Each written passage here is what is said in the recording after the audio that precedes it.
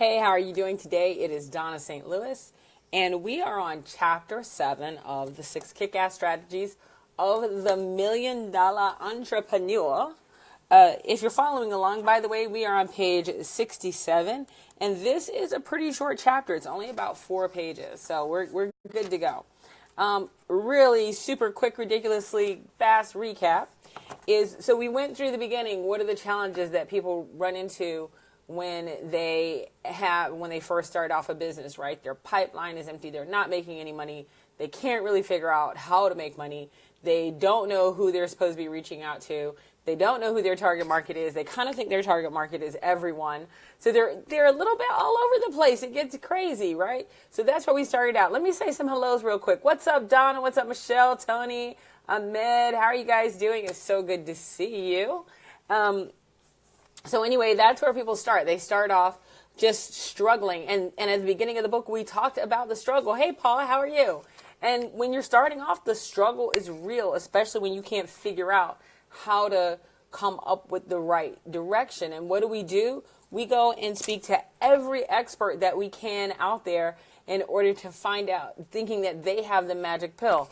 And quite honestly, on the entrepreneurial journey, there is no magic pill. There's no red slippers. There's no clicking 3 hills together and yellow brick road and it out of here. It doesn't work like that.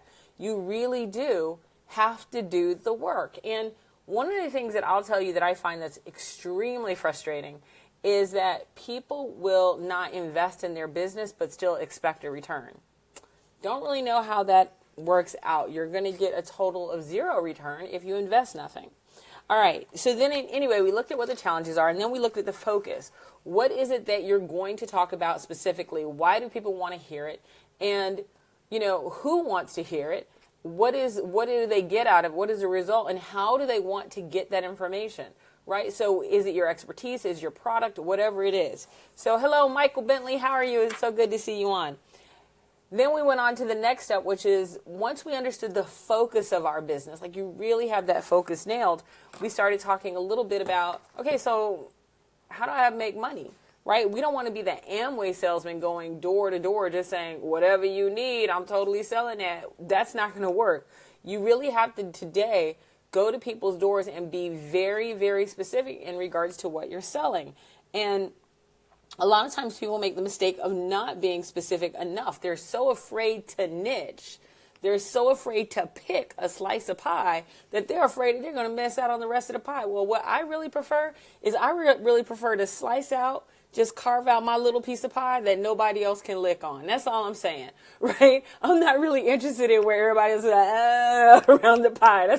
That's not for me. So I really like to pick my own spot. So anyway, that's where we get to. I'm going to show you this real quick. So you'll see we talked about focus and then funding. Funding is that's your marketing, that's your leads and opportunity, and that's your sales.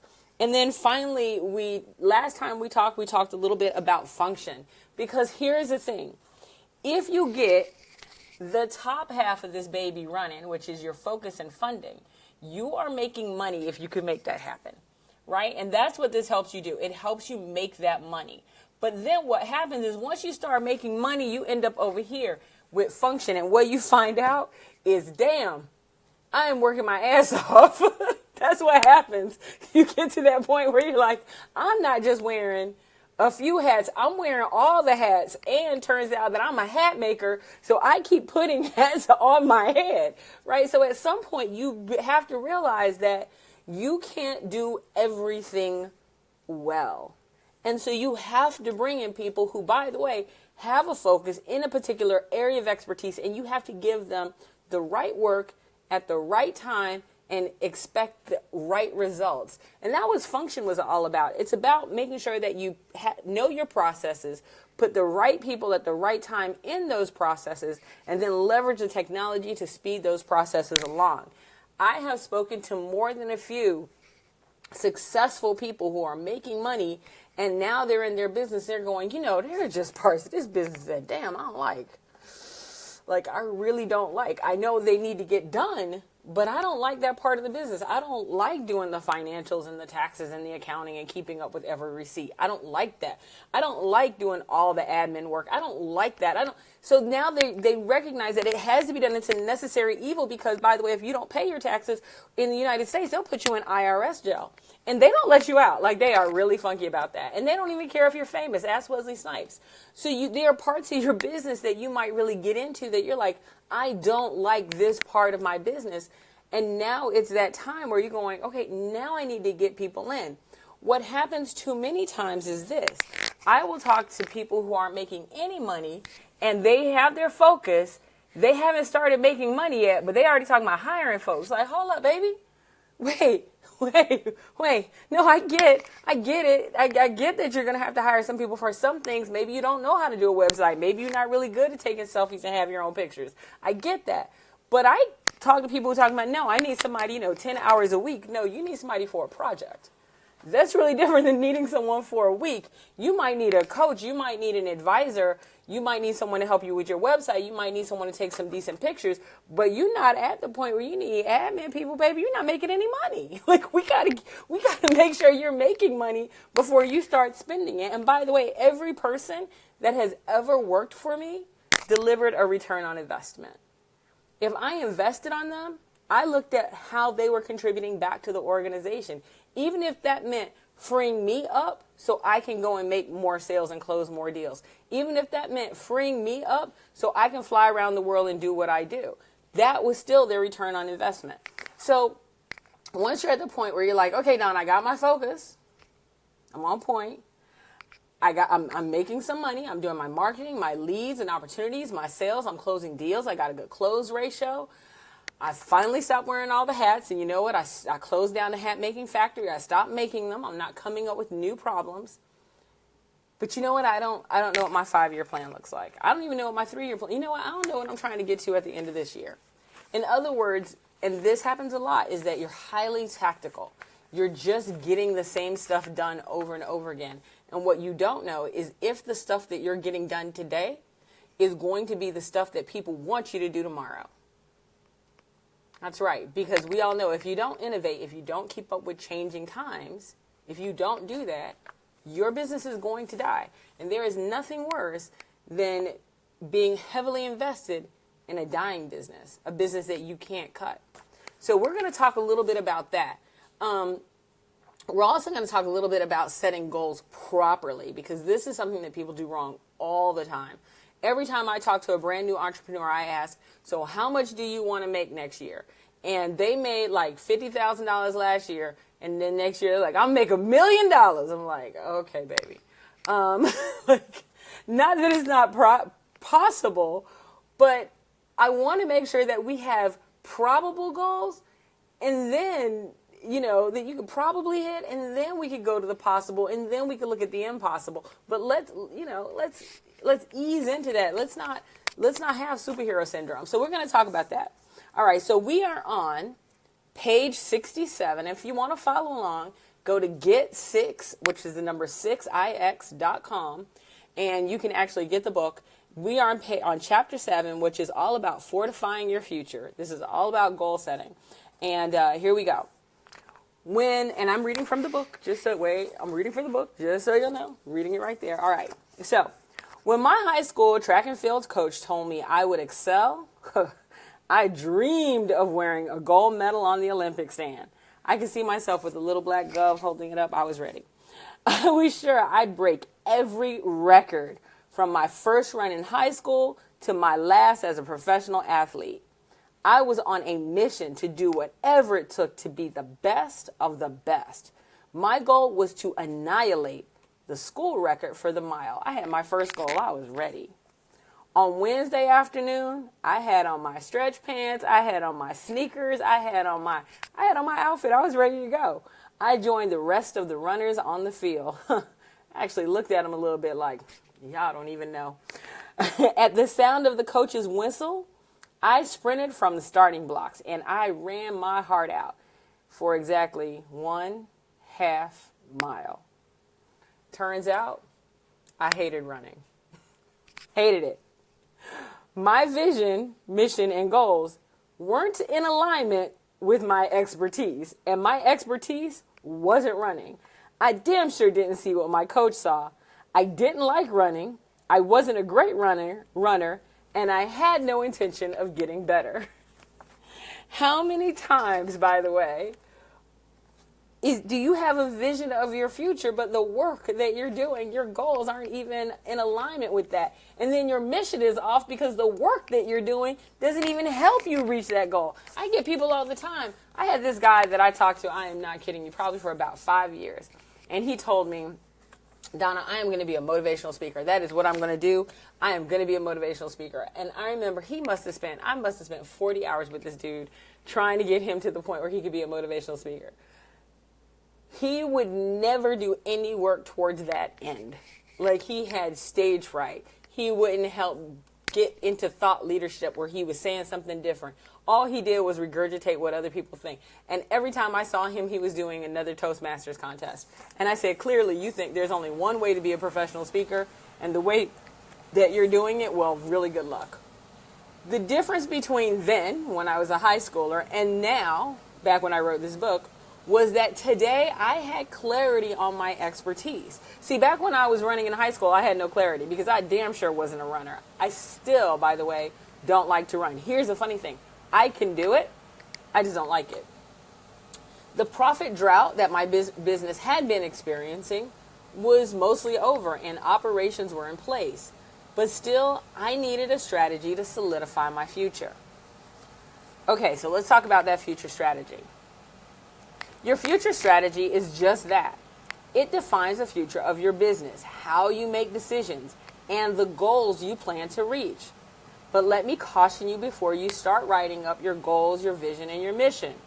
Superhero syndrome is totally real.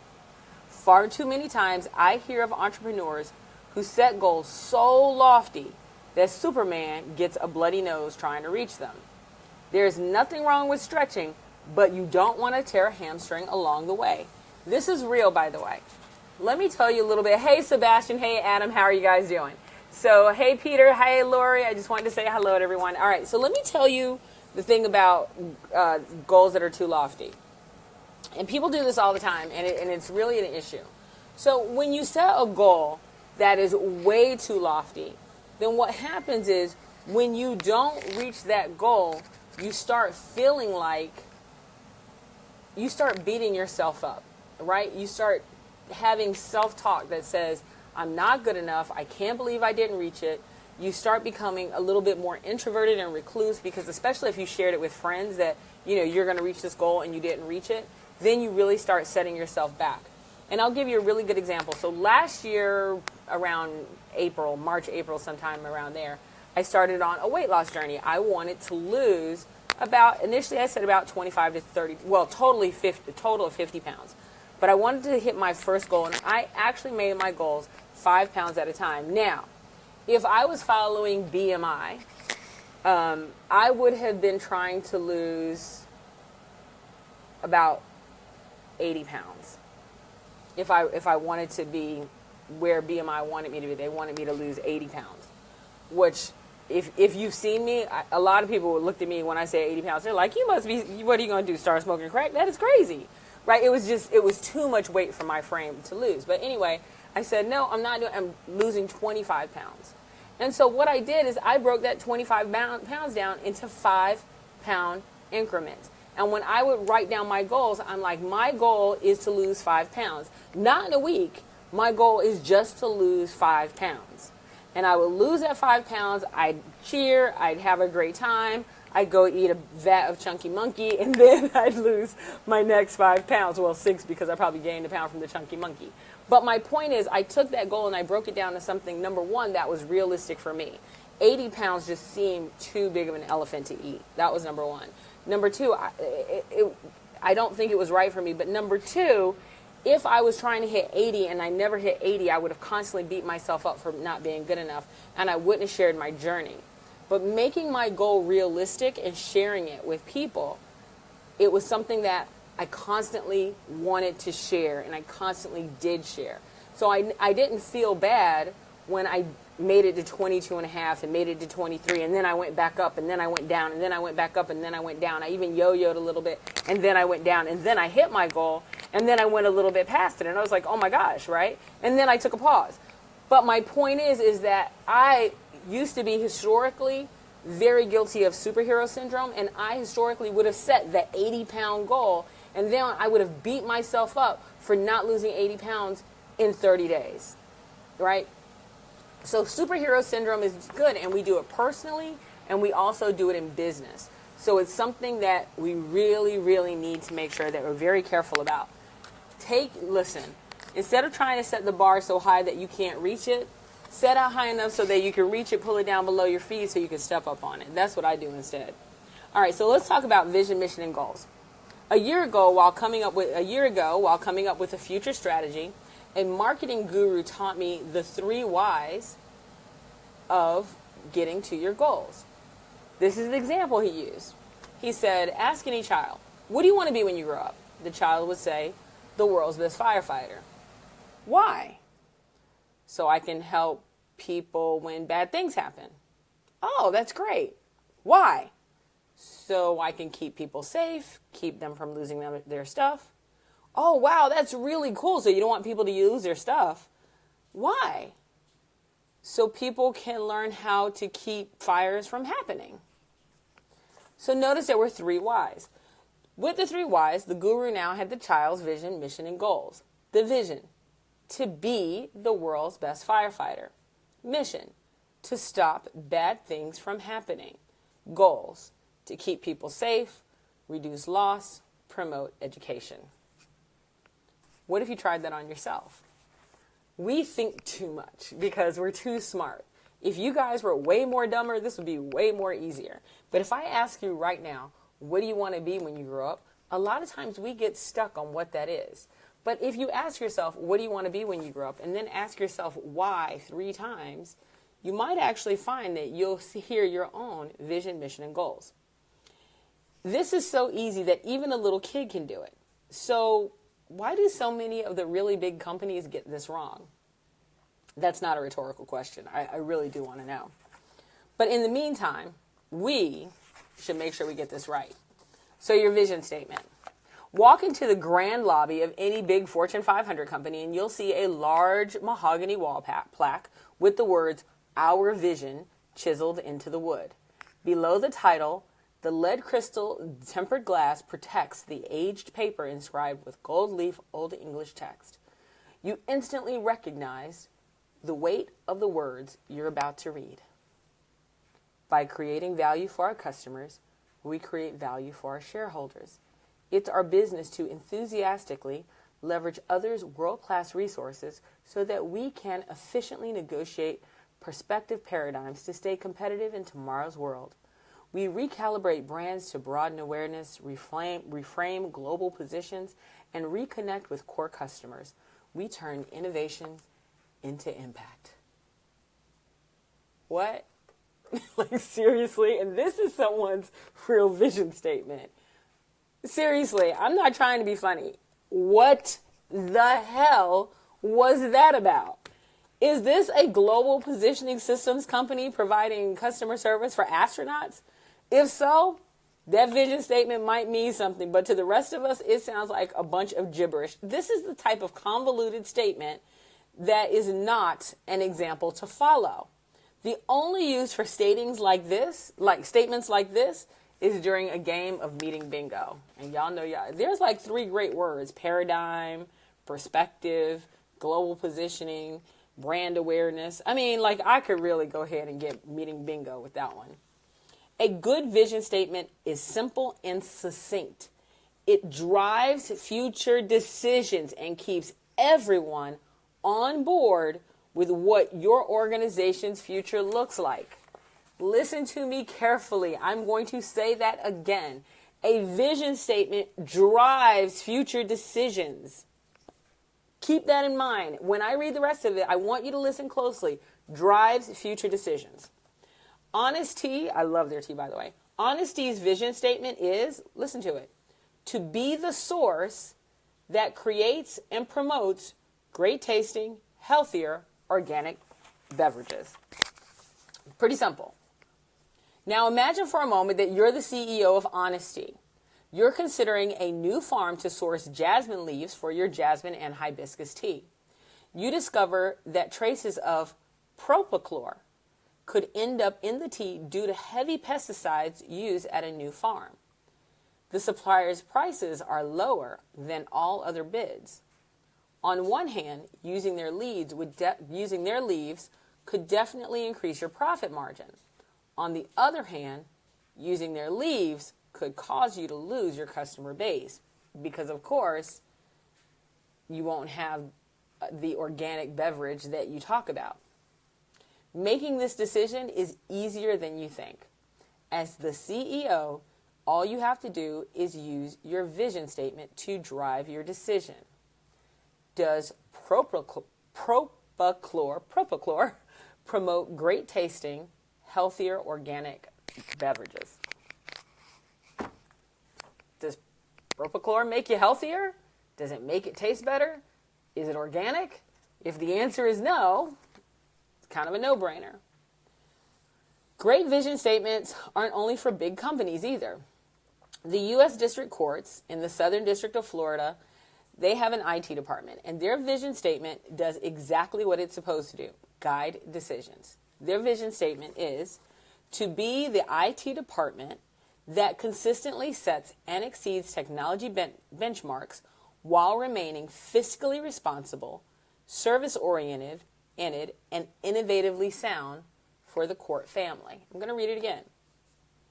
To be the IT department in the U.S. courts that consistently sets and exceeds benchmarks while remaining fiscally sound, service-oriented, and innovatively sound. Fiscally responsible.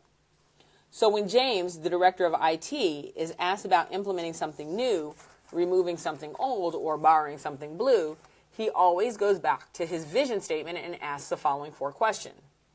Is it fiscally responsible? Will our customer be better served?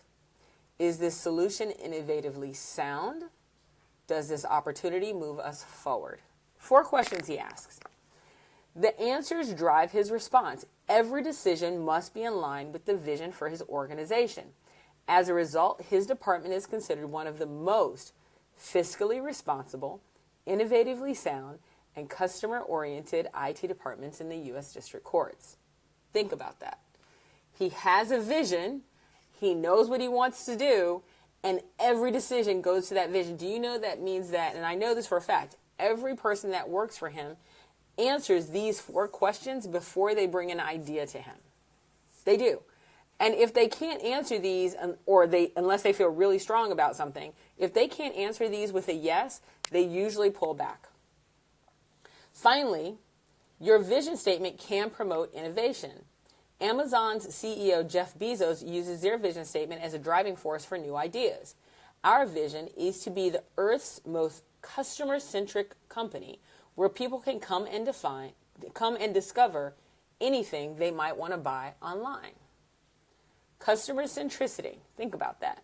We all know Amazon is known for their customer centricity. The customer centricity that Amazon touts in their vision statement drives innovation in the organization. Bezos wants to reduce the time it takes to get small packages to the customer from days to hours. His goal is to use drones to deliver packages under 15 pounds, which he says makes up about 80% of the items purchased through Amazon.com. Notice that all great vision statements include the words to be. Almost as if someone was asking a company, what do you want to be when you grow up? Your answer is your vision statement. If your vision statement creates your future, the mission statement reveals your action, and optionally, the purpose for that action. Google's mission statement is probably the best and most succinct I've seen in a very long time. Google's mission statement is to organize the world's information and make it universally accessible and useful. If you've ever wondered why you're doing what you're doing, your mission statement should answer that question. Finally, SMART goals. Goals prepare you and your team for the term ahead. They help drive your day-to-day activities and promote focus in your organization.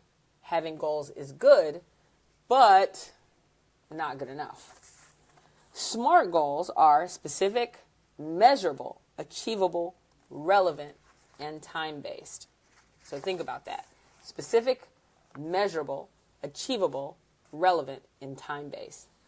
Let's say that you develop a goal for let's say you develop a goal for your team as follows. Each salesperson is to close $100,000 in sales. That might sound pretty specific, but it leaves room for questions. What's the time frame? $100,000 in sales in a month, in a year, 5 minutes? Is the goal really achievable? Had they done this before? Have they come close? I mean, if they've only ever sold 10,000 and now you're telling them 100,000 and maybe it took them a year to do 10,000 and now you want them to do 100,000 in a month, you have to ask yourself, is that a really achievable goal? Is the new product relevant to salespeople's target market, or is it just a subset? Look at the difference when we change this particular goal into a SMART goal. The goal for each new widget salesperson is to increase their closing revenue by 20% over last year's numbers within the next 12 months. This can be achieved by introducing the new widgetized project line to customers in the highly interested target market. Notice how the SMART goal delivers more information and drives way more focus. I was 4 strategies in, by the way, when I hit this. My B3 was done, and I was feeling good about my business and my business's foundation. The questions regarding what I did, for whom I did it, and why my offering was valuable were easily answered. When my phone did periodically ring, by the way, I could close a deal roughly 90% of the time. So when people called me, I could close them. It was not rocket science for me. All I had to do was wait for the phone to ring. That was it. So I waited. And waited. And got super impatient. Before long, old coffee slurping habits were new again. My sales drought clock had reset. I was having a field of dreams moment. I thought if I built a solid business foundation, then sales would just magically come. They trickled in like a leaky faucet. While my business wasn't in famine mode, it was only just surviving. I wanted it to thrive and explode with sales success. Hoping and waiting for the phone to ring didn't seem like a feasible business strategy. Now that my foundation was in place and I filled in the blueprint, it was time to actually make some money and grow my business. See, here's the thing about the first 4 strategies. And I try to explain this to people all the time, so I'm going to share it with you. This right here, that will not make you any money. It won't. I said that at the very beginning. This is not magic. This is not sorcery. This will not allow you to magically pull $1 million out of your hat. It will, however, give you the foundation on what you can take actions. So once you have this filled in, now you can start taking actions. So that's what we're going to talk about in our next chapter. So that next chapter comes out tomorrow. And that next chapter is what you should be doing every single day. Now that you understand what your framework is, you know what you're selling, you know who you're selling it to, you know why they want it, you know what people you need to have in place, you know your people, your process, your technologies, you know what goal you're driving towards, you know what your future is going to look like. You have all this knowledge. But now you need to start taking some action. Now you need to start making money. You're clear about what you're doing and what you're going to sell. Now you got to start selling it. It's not about filling out a piece of paper and just waiting for someone to show up. I've said this before. People sit around too long and they're like, I'm waiting for opportunity to knock. Or my favorite is, if opportunity doesn't knock, build a door. Screw that. Opportunity doesn't need you. If opportunity doesn't knock, get on some boots, run your ass down the street, snatch opportunity by their wig, drag it back in the door, kicking and screaming, and make sure that it gives you what you need. It's not a felony. You can do that. Like stop waiting for opportunity. Go and make the opportunities. And so that's what the next chapter is all about. Now that you know what you want to do, let's do it. That's what we're up to next. So make sure your blueprint is filled in. That's actually, I'm teaching a class that starts this weekend, and it's all about getting that blueprint filled in. And we're going to do 4 classes on that. And then we're going to do 2 classes just on taking action. What do we do next? Because my goal is that anytime someone invests money in my class, that they're going to make 10 times that money. And my goal is to get people to really be able to not only invest in their future, but to make magic happen, even when no one else believes. My name is Dawnna St. Louis, and I look forward to seeing you tomorrow when we start talking about the action that you need to take once your blueprint is filled in. Have a fantastic day.